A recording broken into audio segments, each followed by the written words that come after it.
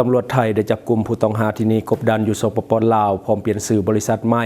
แอบอ้างว่าสามารถส่งคนไปเฮ็ดเวียกอยู่ออสเตรเลียได้ความเสียหายหลายกว่า65ล้านบาท Time to share สัมผัสการเดินทางแบบใหม่ไปกับmikulan.com สวัสดีท่านผู้ชมกลับมาพบกับรายการทำทูแสสารพัดข่าวที่เราอยากจะนำเสนอในวันนี้ก็คือเกี่ยวข้องกับเหตุการณ์ที่เกิดขึ้นอยู่เพื่อนบ้านของเราแต่ว่าเกี่ยวข้องกับประเทศเราก็คือตำรวจของไทยได้เขาจับกลุ่มผู้ต้องหาที่ว่าเคยหนีกบดานมาที่สปป.ลาวพร้อมกับเปลี่ยนชื่อใหม่อยู่ลาวแล้วก็ตั้งบริษัทใหม่แอบอ้างว่าสามารถส่งคนไปเฮ็ดเวียกอยู่ประเทศออสเตรเลียได้แต่ว่าสุดท้ายก็คือบ่ได้ไปซึ่งสร้างความเสียหายหลายกว่า65ล้านบาทเหตุการณ์นี้มันได้เปิดเผยในวันที่6สิงหาคมปี2026ที่ผ่านมาหลังตำรวจสามารถจับกลุ่มผู้ต้องหาได้ในเขตรัชดาภิเษกเขตห้วยขวางกรุงเทพมหานครของประเทศไทย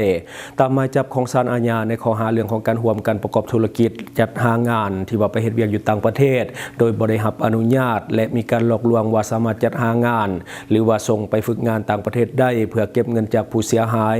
จากการสืบสวนพบว่าผู้ต้องหาใช้ชื่อบริษัทก็คือ National Tour หลอกลวงผู้สมัครว่าสามารถส่งไปเฮ็ดอยู่ในฟาร์มและก็อยู่ในสวนที่ประเทศออสเตรเลียได้โดยอ้างว่าจะได้รับเงินเดือนประมาณ 85,100,000 บาทพร้อมเก็บค่าดำเนินการคนละ 45,000 บาท54,000 บาทหลังจากเหยื่อจ่ายเงินแล้วกับบ่สามารถที่จะส่งไปเฮ็ดเวียกอยู่ต่างประเทศได้ตามสัญญาการตรวจสอบพบว่าบริษัทดังกล่าวบ่ได้รับใบอนุญาตในการจัดหางานไปต่างประเทศผู้ต้องหาก็คือเริ่มก่อเหตุตั้งแต่ปี2023และก็หลบหนีออกนอกประเทศในต้นปี2024ระหว่างที่คดีกำลังดำเนินอยู่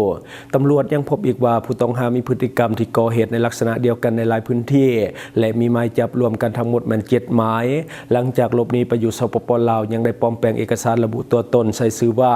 สิทธิ์ประเสริฐและก็เปิดบริษัทลาววีซ่าเซอร์วิสเพื่อหลอกลวงว่าสามารถจัดส่งคนไปเฮ็ดเวียกที่ออสเตรเลียและก็แคนาดามีผู้เสียหายหลายกว่า400คนและก็มูลค่าความเสียหายหลายกว่า65ล้านบาทต่อมาตำรวจสืบสวนว่าผู้ต้องหาลักลอบเดินทางกลับเข้าประเทศไทยผ่านช่องทางธรรมชาติจากสปป.ลาวจึงวางแผนเข้าจับกุมได้สำเร็จในชั้นสอบสวนผู้ต้องหาให้การปฏิเสธทุกข้อกล่าวหาและตำรวจได้นำตัวส่งพนักงานสอบสวนเพื่อดำเนินคดีตามกฎหมายต่อไป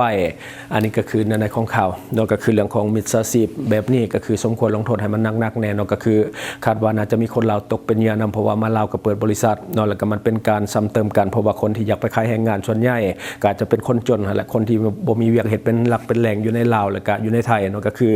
ต้องการอยากไปหาแรงหาเงินที่มันได้ดีกว่าก็คือหลายครอบครัวก็ได้ยิบยืมก็คือบ่มีต้นทุนแล้วก็คือได้ยิบยืมหวังที่จะไปขายแห้งและได้เงินเดือนดีๆแล้วก็ส่งมาปิดหนี้แล้วก็สร้างเนื้อสร้างโต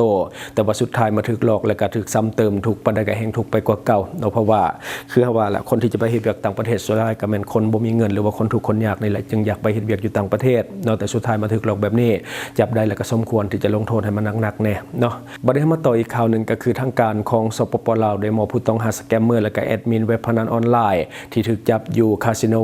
ST Vegas ในช่วงที่ผ่านมา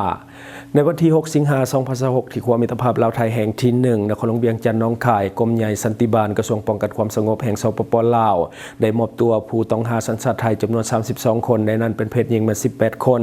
ที่เปิดลินการพนันออนไลน์ต้องห้ามและก็ดำเนินกิจการเกี่ยวกับเรื่องของการก่ออาชญากรรมทางระบบคอมพิวเตอร์และก็การฉกโกงผ่านระบบโทรคมและการสื่อสารหรือว่าสแกมเมอร์ให้เจ้าหน้าที่ทางการของไทยนำไปดำเนินคดีต่อไปตั้งหน้าฝ่ายเจ้าหน้าที่ของลาวได้เซ็นบทบันทึกมอบโดยฐานพันโทศิดาวงศ์ดาวงศรห้องหัวหน้ากรม204กรมใหญ่สันติบาลและก็ฝ่ายเจ้าหน้าที่ของไทยเซ็นบทบันทึกรับโดยฐานพันโทธิยสภัทรลังสีพามานะกูลห้องผู้กำกับกฎการคนเข้าเมืองจังหวัดหนองคายมีคณะทั้งสองฝ่ายเข้าร่วมเป็นสักขีพยานผู้ถึง5จำนวนดังกล่าวได้ถูกเจ้าหน้าที่ของลาวก็คือหน่วยเฉพาะกิจแก้ไขปัญหาเรื่องของสแกมเมอร์กระทรวงป้องกันความสงบร่วมกับกำลังป้องกันเคลื่อนที่เข้ามังอยู่ตึกอาคารของบริษัท ST Vegas จำกัดผู้เดียวก็คือตั้งอยู่บ้านรงโพสีเมืองหาดทรายฟองนครหลวงเวียงจันทน์ในเวลา 10 โมงของวันที่18 กรกฎาคมปี2026ที่ผ่านมาโอกาสนี้เจ้าหน้าที่ขอแสดงความขอบใจต่อกับพ่อแม่ประชาชนพลเมืองดีที่ได้แจ้งข้อมูลที่เป็นประโยชน์ให้กับเจ้าหน้าที่จนนำไปสู่การทับม้างขบวนการดังกล่าวได้อย่างต่อเนื่องและขอเรียกร้องมายังพ่อแม่ประชาชนจงพร้อมกันมีสติในการใช้สื่อสังคมออนไลน์อย่าตกเป็นเหยื่อของกลุ่มคนบ่ดีและหยุดลินการพนันทุกรูปแบบโดยเฉพาะการพนันออนไลน์พร้อมนั้นถ้าหากฐานพบเห็นบุคคล คนหรือว่ากลุ่มคนและสถานที่ที่สงสัยที่จะเคลื่อนไหวกระทำผิดต่อกับกฎหมายให้รีบฮ้อนแจ้งต่อเจ้าหน้าที่โดยด่วนอันนี้ก็คือด้านในของข่าวนั่นก็คือการจับกลุ่มอยู่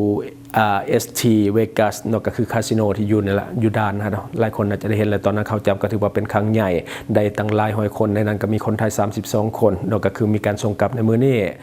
และวันนี้เขาขอฝากเนาะสำหรับท่านใดที่ว่ามีแผนจะเดินทางเข้ามาท่องเที่ยวสปปลาวในตอนนี้กำลังดีเพราะว่าแหล่งท่องเที่ยวกำลังกลับมาคึกคักนักท่องเที่ยวกำลังเข้ามาหลายแต่อย่าลืมศึกษาข้อมูลก่อนที่จะเข้ามาเพื่อป้องกันเรื่องของมิจฉาชีพที่จะเอาเปรียบท่าน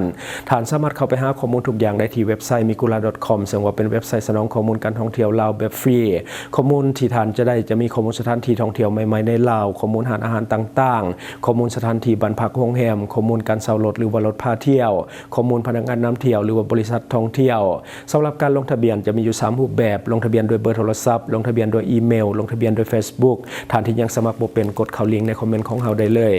และทั้งหมดก็คือสิ่งที่เราเก็บมาเล่าสู่ฟังหวังว่าท่านจะได้รับสาระดีๆสำหรับท่านที่ว่าเบิ่งรายการเราอยู่คิดเห็นจะได้กับสิ่งที่เรานำเสนอไปก็อย่าลืมฝากไว้ภายใต้คอมเมนต์ของเราเลยข้าพเจ้าจะเข้าไปอ่านด้วยตนเองขอขอบใจอยู่เมืองลาวใช้แต่เงินกีบลาวและส่งเสริมผลิตภัณฑ์ภายในเพื่อลดพรการนำเข้าสินค้าและแก้ปัญหาเงินตา Subscribe for more video.